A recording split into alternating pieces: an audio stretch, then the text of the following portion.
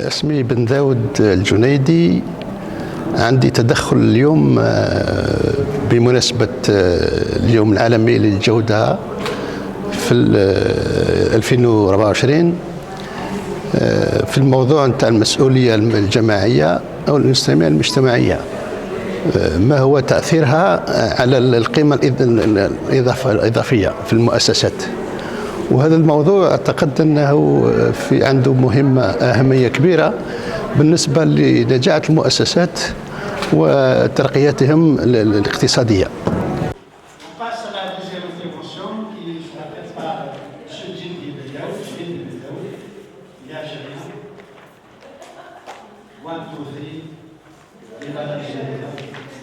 Alors, c'est un consultant en système de management élevé.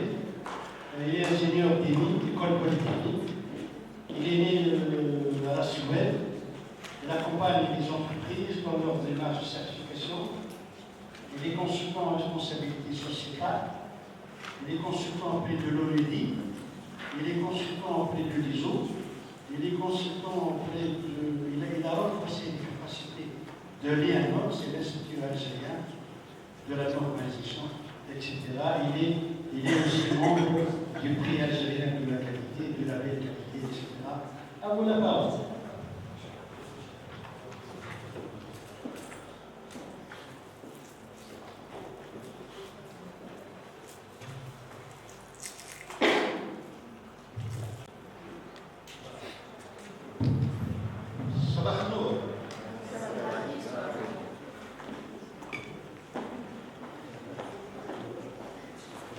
Avant de commencer, je voudrais savoir quels sont ceux ou celles qui viennent d'une entreprise. Ceux et celles qui viennent d'une entreprise, s'il vous plaît, levez la main. C'est la grande majorité. Je dis ça parce que les contextes que je vais exposer ont rapport avec l'économique, donc avec l'entreprise. Bien. Mon exposé donc va porter sur ce thème de la responsabilité sociale à la responsabilité sociétale. Quel est l'effet sur la valeur ajoutée?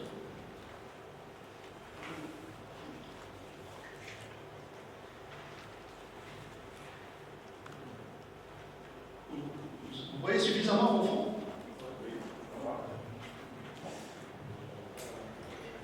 Toute entreprise a la responsabilité sociale de l'exercice de ses activités statutaires. Toute entreprise, quand elle est créée, les fondateurs, les actionnaires, les propriétaires, je pense que c'est valable dans tous les pays du monde, ont fait un acte notarié. On crée l'entreprise et on dit pourquoi on l'a créée, qu'est-ce qu'elle va faire? L'acte notarié étant un acte officiel, ça veut dire que les propriétaires prennent l'engagement, prennent la responsabilité d'offrir des produits ou services à ses clients, prennent la responsabilité, puisqu'ils vont engager des salariés. Madame Messon, on en a suffisamment parlé, elle a la responsabilité des pays. Et un fondateur, un actionnaire, quand il crée une entreprise, c'est pour pouvoir gagner de l'argent aussi. Donc l'entreprise a la responsabilité aussi de dégager des dividendes. Dans le titre de ma communication, il y a trois mots-clés, le mot responsabilité, valeur ajoutée. Et on va les définir pour qu'on sache un peu de quoi on va parler. Le mot responsabilité. Étymologiquement, le mot vient du latin respondere qui signifie répondre de, se porter garant. Le mot en arabe a plus de signification. Comment on dit responsabilité en arabe? المسؤولية. في المسؤولية كاين اسم كاين كلمة سؤال. والسؤال وش يطلب؟ جواب. المسؤول لازم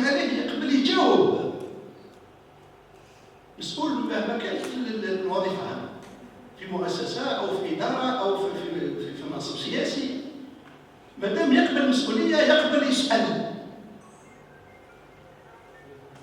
إذا كان يقبل يسأل لازم يجاوب السؤال اللي يطرحه الناس. Juridiquement, la responsabilité se définit comme l'obligation de réparer un dommage.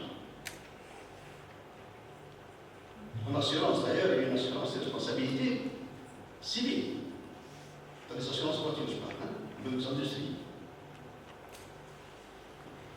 La valeur ajoutée. La définition comptable, c'est la différence entre le chiffre d'affaires et le coût des ressources consommées. C'est représenté de cette manière. Le coût des ressources consommées, c'est le coût des matières premières, des loyers, de l'énergie.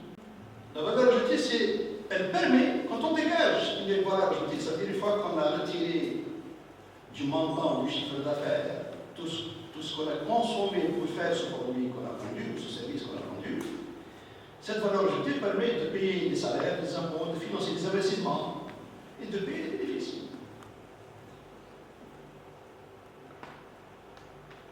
Donc, plus cette valeur ajoutée est grande, plus ce qu'on va payer est grand. Notamment les bénéfices et les salaires. Et ça intéresse aussi bien les propriétaires que les salariés, que les collaborateurs. Donc, toute entreprise a pour objectif d'augmenter autant que possible sa valeur ajoutée. Maximiser la valeur ajoutée est crucial pour la croissance et la compétitivité de toute entreprise. Pour ce faire, deux types d'actions à mener simultanément.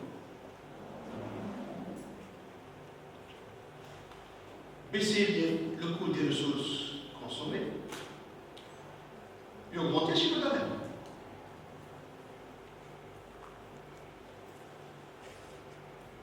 Vous êtes d'accord? Non. Il faut que ce soit simultané. On baisse l'un et augmente l'autre. Baisser le coût des ressources consommées, c'est lutter contre les gaspillages, diminuer les coûts de production, lutter contre les gaspillages provenant de la surproduction, des temps d'attente, de transport, des stocks inutiles, des pièces défectueuses, diminuer les coûts de production par l'induction et l'élimination des rebuts, des retouches, des réparations, des réfections, des produits déclassés, des achats inemployables, du coût des accidents de travail, du coût de l'absentéisme, du coût des réclamations clients, du remboursement des dommages. Un exemple, en 2014 en France, l'absentéisme a coûté 45 milliards d'euros. 45 milliards d'euros. C'est énorme.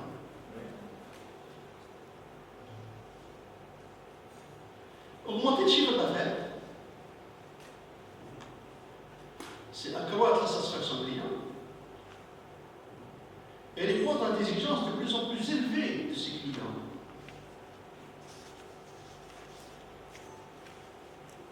Donc là aussi, vous avez deux types d'actions.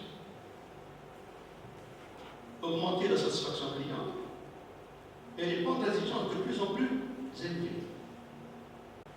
Pour assurer sa durabilité et donc sa capacité à générer de la valeur ajoutée, l'entreprise ne doit plus se contenter de rechercher uniquement le profit.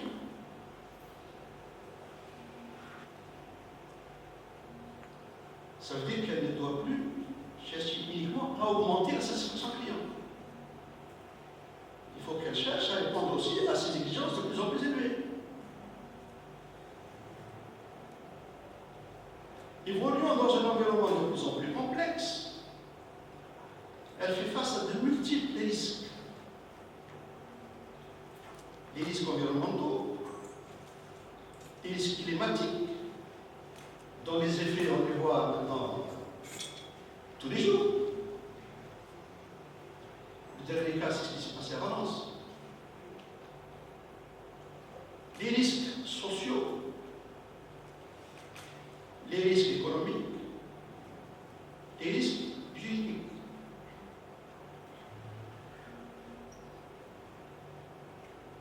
D'ailleurs, pour les entreprises qui sont habituées à travailler avec les normes des systèmes de management, du style 19001, 14001, 45001, etc., 27001, etc., on parle de risques et opportunités. La notion de risque, on l'a introduite maintenant dans toutes les normes des systèmes de management, cette notion de risque.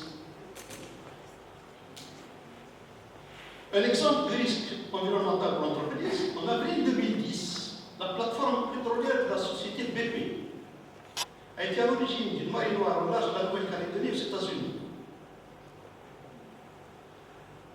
Cette marée noire a fait 11 morts et BP a dû s'acquitter de la somme de 4 milliards de dollars auprès du gouvernement américain au titre de sa responsabilité civile. Les opérations de dépollution lui ont coûté 14 milliards de dollars.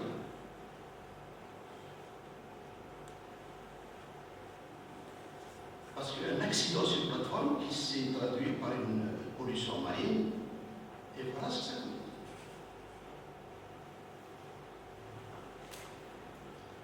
Face à ces risques, la responsabilité des dirigeants d'entreprise, la responsabilité des dirigeants d'entreprise prend une dimension sociétale.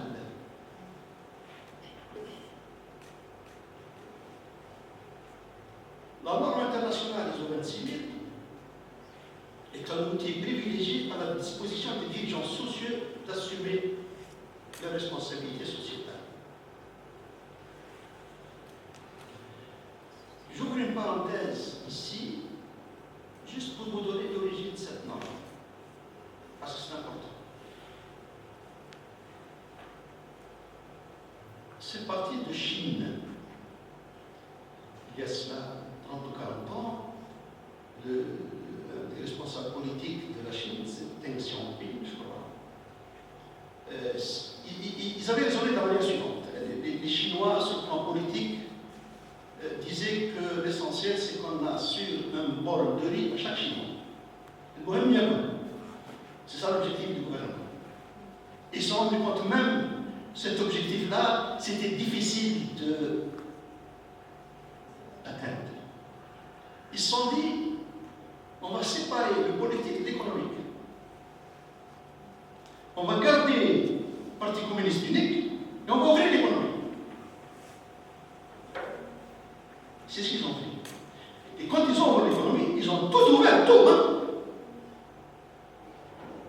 Il y a eu même des slogans politiques qui disaient que quelle que soit la couleur du chat, pourvu qu'il attrape la souris, c'est-à-dire que le système soit communiste ou socialiste ou capitaliste, quelle que soit la couleur du chat, pourvu qu'il attrape la souris. Et ils ont incité les gens à investir, à innover, à travailler à leur compte, en diffusant le slogan politique suivant, enrichissez-vous. Ça paraît anachronique dans un pays communiste. Mais ils ont dit non, la politique c'est à part, c'est un parti communiste unique jusqu'à maintenant d'ailleurs, et l'économique elle est ouverte totalement. Cette ouverture totale a incité les grandes entreprises occidentales, européennes et américaines en particulier, d'aller investir là-bas. Pour une raison simple, ça fait beaucoup d'avantages, et notamment le prix des salaires. Les salaires étaient bas. Et les conditions de travail étaient. Il n'y avait pas de réglementation stricte. Les entreprises américaines en particulier qui ont investi là-bas, le produit qui était fabriqué là-bas était réexporté vers les États-Unis. Je parle de ce cas américain. Il y a des associations de consommateurs américaines qui faits dans des usines où les conditions de travail sont déplorables, on va boycotter ces produits, on ne va pas les acheter. Parce que si on les achète, on va encourager le travail des gens dans des conditions absolument déplorables. Ils se sont dit, on va proposer à l'ISO qui est une association suisse internationale, qui fait ces normes-là, on va lui proposer de faire une norme certifiable.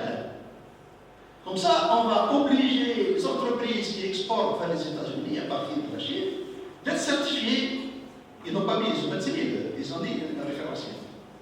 L'ISO a accepté l'idée de faire cette norme-là. Et dans le processus de production et d'élaboration des normes, qu'est-ce qu'ils font? Ils désignent un groupe de travail, en général composé de 2 pays. Dans ce cas-là, c'était la Suède et le Brésil. Et ils leur ont dit, écoutez, réfléchissez à cette idée de faire une norme certifiable sur la responsabilité. Ce groupe de travail a vu le thème et il s'est dit, ça touche les humains, puisqu'on va parler des conditions de travail. C'est pas suffisant de parler uniquement des conditions de travail. Et ils ont vu que le thème était tellement important, ils ont élargi le consensus, plutôt de la consultation. Ils ont fait 2 conférences internationales avec le maximum de pays pour dire voilà, on pouvait faire une norme sur, et là ils lui ont donné le nom responsabilité sociétale. Et au niveau mondial, les pays membres de l'ISO, aujourd'hui sont 190, se sont dit on va faire une norme de responsabilité sociétale, mais pas certifiable, parce qu'elle est trop lourde, elle sera trop lourde. Et l'ISO a publié en 2010 l'ISO 26000, qui est une norme de recommandation qui n'est pas certifiable. Et l'ISO a fait une expérience d'application de septembre entre 2010, année de la publication de septembre, et 2014. C'est un programme qui a consisté à mettre en application cette norme-là dans les entreprises. Ça a touché 8 milliards, parmi lesquels le Maroc, la Tunisie, l'Algérie, le Liban, l'Égypte, la Syrie, l'Irak et le Jordan. On a mis en place, à titre expérimental, cette norme. En Algérie, on l'a fait dans 17 entreprises, pour voir un peu l'effet. Et c'est pour ça que cette norme-là parle de responsabilité sociétale et non plus sociale simplement. Vous allez voir pourquoi. La responsabilité sociétale, c'est quoi?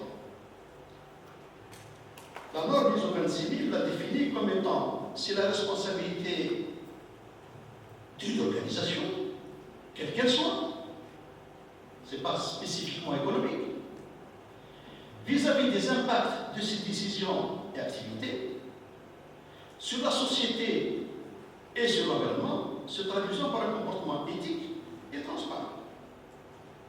Une entreprise qui met en place une démarche de responsabilité sociétale contribue au développement durable, y compris à la santé et au bien-être de la société, prend en compte les attentes des parties prenantes et respecte les lois en vigueur tout en étant en cohérence avec les normes internationales de comportement. Et là, je voudrais vous poser une question. Quel est l'objectif du développement durable? Tel Millennium Amsterdam. Quel est son objectif? On parle beaucoup de développement durable. Quel est l'objectif du développement durable? Pérennité de la société. Hein? Pérennité de la société. La société humaine ou la société économique? Satisfaire aux exigences des 17 objectifs. Pardon? Satisfaire aux exigences des 17 objectifs de développement durable. Mais c'est quoi le développement durable? L'ONU l'a traduit en 17 objectifs de développement durable. 17. Je vous propose ma réponse. Dans la définition même de la responsabilité sociétale, ils ont mis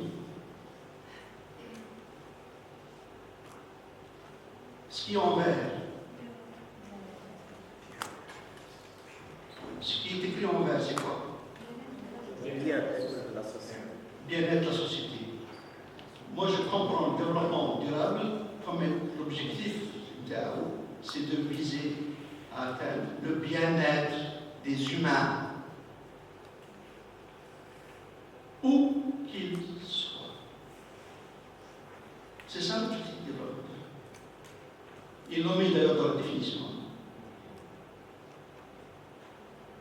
L'objectif du développement durable, c'est assurer le bien-être de l'humain. Actuellement, il y a plus de 8 milliards d'humains. L'objectif du développement durable, c'est assurer le bien-être de ces 8 milliards d'humains. Et l'ONU a symbolisé ça en programme, c'est les ODD, les objectifs de développement durable. Et chaque pays, d'ailleurs, chaque année, doit faire un rapport sur le niveau d'exécution de ces objectifs de développement durable au niveau de son pays. En développant son engagement de responsabilité sociétale, l'entreprise transforme ses pratiques à tous les niveaux pour que son développement soit soutenable, donc soit durable. Intégrer la RSE concerne l'entreprise, c'est la responsabilité de l'entreprise. Intégrer la RSE au cœur de sa stratégie améliore la confiance et l'acceptabilité des parties prenantes envers les activités d'entreprise. Les parties prenantes, c'est une multitude.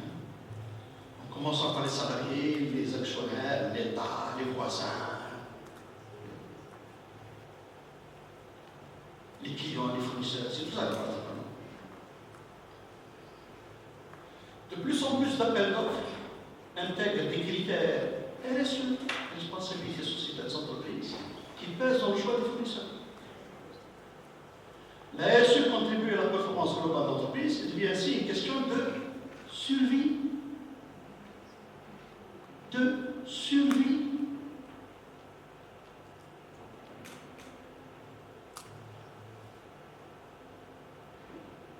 Je vous donne ici une vue synoptique de cette norme ISO 26000.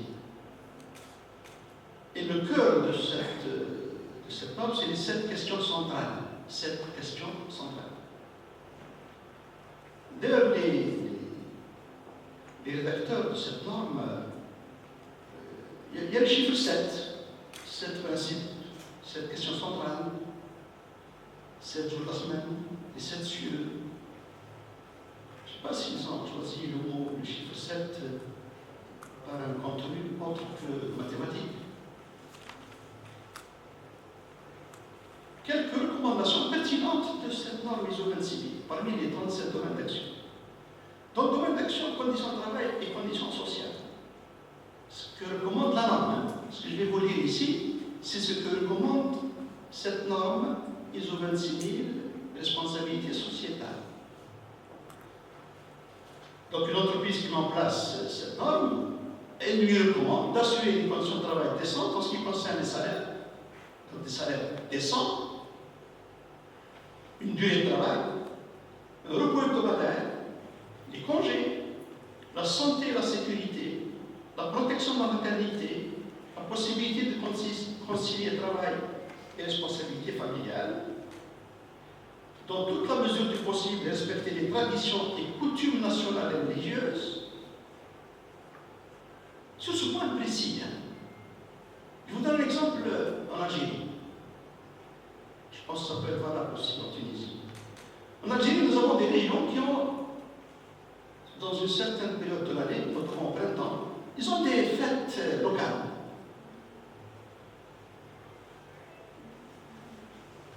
Je vous dis ça parce que le cas, je l'ai vécu personnellement dans une responsabilité dans une entreprise. Un beau jour, on avait une cimenterie dans une entreprise, Saïda, je vais citer la ville, la région, et le directeur nous appelle pour nous dire que personne n'est venu ce matin. Bon, nous on a pensé une grève. Mais en fait, c'était pas, il y avait ce qu'on appelle le Wada. Ils font ils vont dans les champs, ils font la fête. À quelle occasion, je ne sais pas exactement. Et les gens viennent là, ils vont là-bas, faites ce que vous voulez. L'idée, c'est quoi pour suivre cette recommandation? C'est parmi les congés annuels des gens, vous leur donnez cette période-là. Ou bien vous donnez à chacun de choisir cette période, il peut s'absenter. Ou bien si tu veux contribuer à une entreprise, l'entreprise paye la moitié des salaires, par exemple. Ça encourage ces traditions locales, sans pour autant que ça touche la productivité, puisque c'est planifié. Assurer à tous les travailleurs des conditions de travail permettant, dans toute la mesure du possible, d'équilibrer vie personnelle et vie professionnelle. Respecter les responsabilités familiales des travailleurs en leur assurant des horaires de travail raisonnables, un congé parental, si possible, des crèches et autres installations qui peuvent aider les travailleurs à concilier correctement vie professionnelle et vie personnelle. C'est quelques recommandations concernant les conditions de travail qu'une entreprise devrait appliquer s'il veut mettre en place cette norme de responsabilité sociétale. En matière de prévention de la pollution, prendre des mesures en garantissant une gestion appropriée de la pollution et des déchets. Mesurer, enregistrer et consigner dans un rapport ces sources significatives de pollution et la réduction de la pollution, la consommation d'eau, la production de déchets et la consommation d'énergie. Dans le domaine des services après-vente, assistance et résolution des réclamations et litiges pour les consommateurs, améliorer la satisfaction des consommateurs et diminuer les niveaux de réclamation en proposant des produits et des services de grande qualité. Traiter les réclamations et améliorer ces pratiques en réponse à ces réclamations. Offrir des garanties qui vont au-delà des périodes garanties par la loi et sont adaptées à la durée de vie prévue du produit. Je répète cette recommandation et je vais vous donner un exemple. Offrir des garanties qui vont au-delà des périodes garanties par la loi et sont adaptées à la durée de vie prévue du produit. L'exemple que je vais vous donner est le suivant. Une entreprise en Algérie qui fabrique des batteries de voitures. Et quand les gens achètent chez eux la batterie, ils leur donnent une garantie d'une année. Un des responsables de cette entreprise avec lequel je m'étais entretenu sur ça m'a dit les chauffeurs de taxi qui viennent acheter des batteries pour leur voiture chez eux, au bout du 11e, 12e mois de la garantie, ils créent un incident, un problème sur la batterie et viennent la ramener en disant voilà, elle ne fonctionne plus, comme elle est sous garantie, on nous la remplace. Il me dit ça nous crée des problèmes parce que c'est devenu une pratique régulière, ces choses. Je lui ai posé la question, techniquement, quelle durée, quelle période, combien de temps votre batterie peut tenir. Il m'a dit entre 4 et 5 ans. Je lui ai dit pourquoi vous ne donnez pas de garantie de 3 ans. Vous allez garder ce 3 ans de batterie. Si le gars continue à faire la même chose, il ne viendra pas chaque année, il viendra tous les 3 ans. Dans une période de 3 ans, vous allez gagner 2 batteries. Ça, c'est valable sur tous les produits. Et c'est possible. Voilà ce que commande cette norme ISO 26000. Propose une maintenance et des réparations à un prix raisonnable et à des endroits accessibles. Implication avec les communautés. Être présente, si c'est possible et s'il y a lieu, dans des associations locales, avec l'objectif de contribuer au bien public et au développement subjectif des communautés. Encourager les personnes à faire du bénévolat au service de la communauté et à leur apporter un appui. Des entreprises, par exemple, qui organisent parmi leurs collaborateurs un don de sang. Vous avez cité l'exemple tout à l'heure de Michelin. Création de richesses et de revenus. Étudier la possibilité de donner la préférence à des fournisseurs locaux de produits et services et de contribuer, si c'est possible, au développement de ces conditions.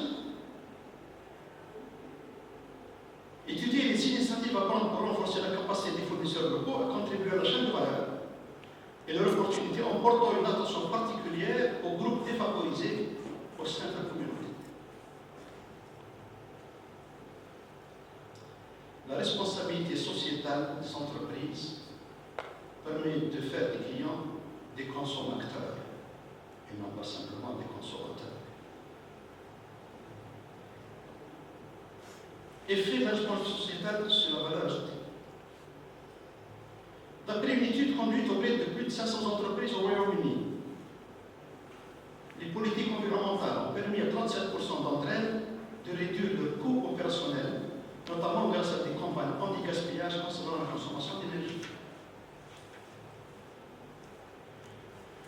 En œuvre des conditions de travail et des conditions sociales recommandées, celles que j'ai exposées tout à l'heure, améliorent grandement l'engagement et la motivation des collaborateurs et donc leur performance professionnelle. Selon une étude de l'organisme britannique des certifications, les entreprises disposant de certification de responsabilité sociétale des entreprises sont jusqu'à 66% plus susceptibles d'être identifiées comme des partenaires d'affaires et de gagner des parts de marché. Selon France Stratégie, les entités qui intègrent les critères RSE ont augmenté leur performance en moyenne de 13%.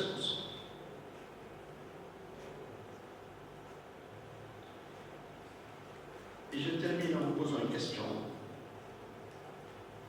L'effet de la responsabilité sociétale sur la valeur ajoutée, les effets sont positifs ou négatifs, d'après vous?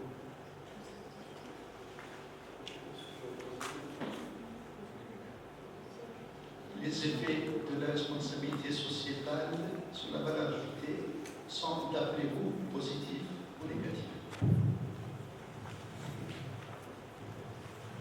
Je vous laisse réfléchir. Je vous remercie.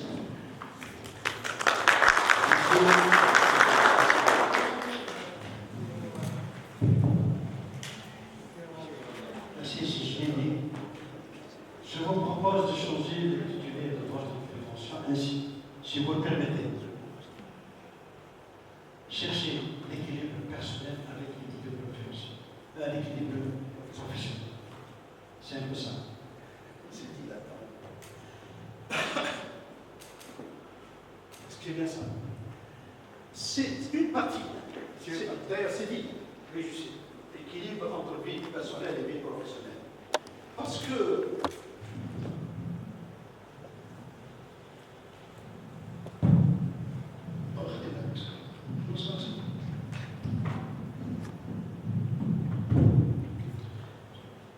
j'ai dit tout à l'heure que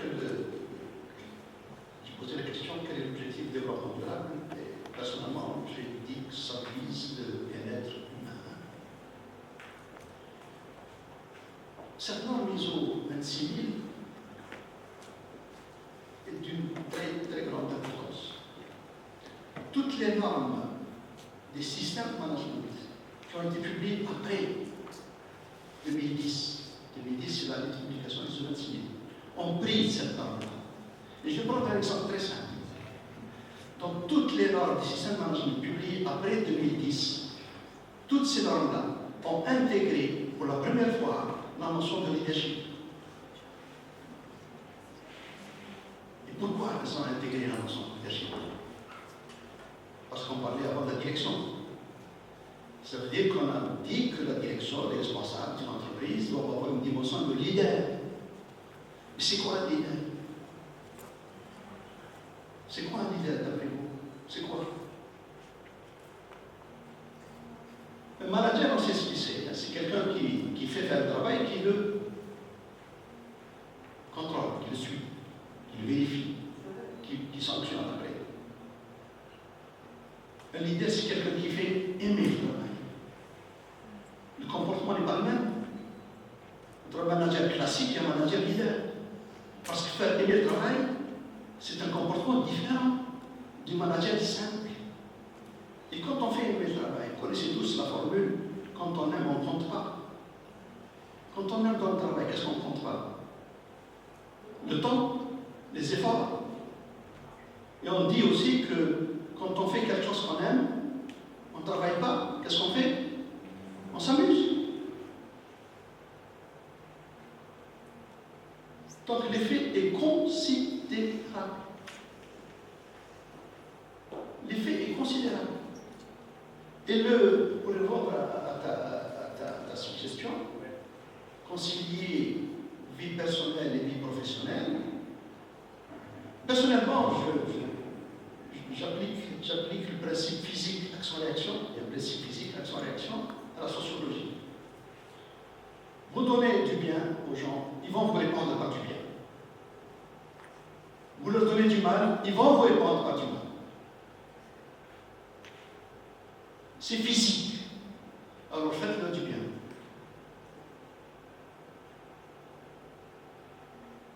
Assurez-vous qu'ils vont vous répondre par le bien.